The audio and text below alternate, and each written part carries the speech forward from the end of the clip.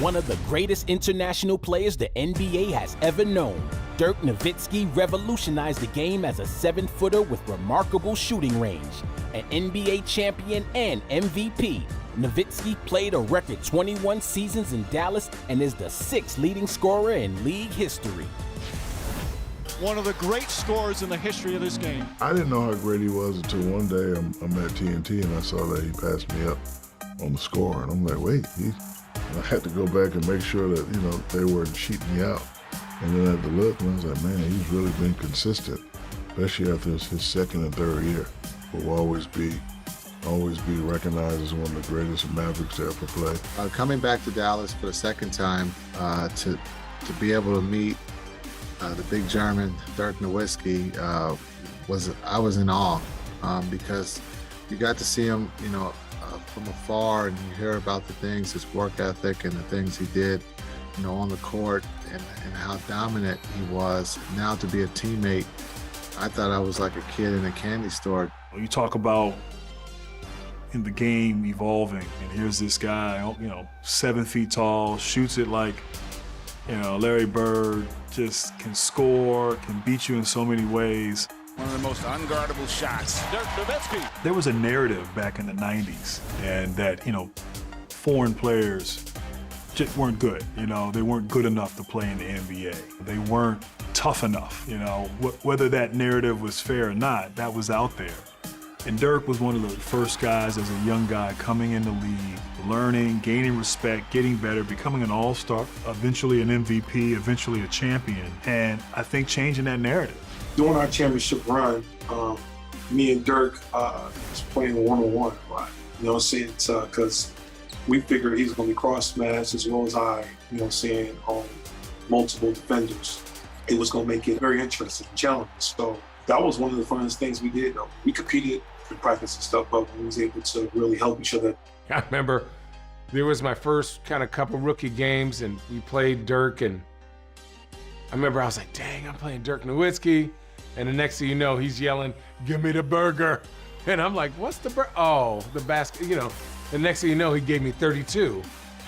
And I was so happy after the game. I was like, man, did you see how good he was? And my parents were like, Jenny, he just barbecued you. I said, what? There was nothing I could do. And that was the thing with Dirk. There's nothing you could do. From a novelty, really, when he first entered the league, to a no-doubt Hall of Famer by the end of it, Dirk Nowitzki was just different than anybody who had come before him. How much did he change the NBA? I think he changed the game a lot, because before Dirk Nowitzki, you wanted all your 7-footers to impact the game in the paint. But Dirk was different. He was unique. He was 7 feet. He could shoot the basketball. He could straight line drive you from the three-point line. And the Dallas Mavericks did an excellent job of letting Dirk be Dirk. They didn't try to make him be somebody else. Or they didn't want him to conform to what they thought he should, what a 7-footer should play like. And we saw what the results was, a Hall of Fame career. And with that style came a perception early on that maybe Dirk was somehow soft. You played with him. What did you see? There was nothing soft about Dirk Nowitzki. He was one of those guys that was tough. He always wanted the ball. He was a hard worker. And in the clutch moments, he would deliver, and he was prepared to live with the results. And that's what, to me, shows toughness. So sometimes, he might not have been as physical as some of those old school bigs back in the late 90s, early 2000s when he first got into the game. But he didn't have to be, because he had an incredible skill set, and he put that on full display in 2011 when he went on an incredible run. With that combination of those skills and his size, just how difficult a guard was he?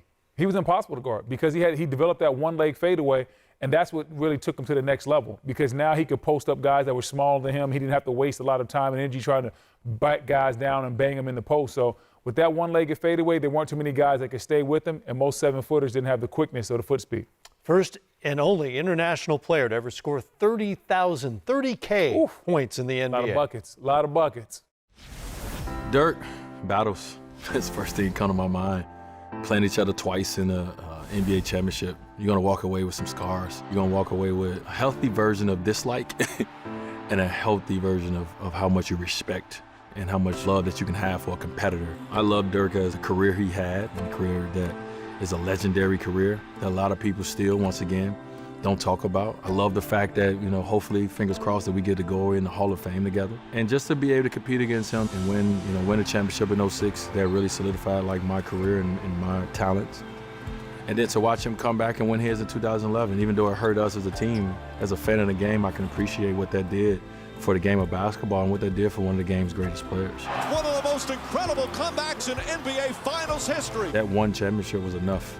He don't need to win 3, 4, 5. That one for him, the way he did it, the route to get there, that was special.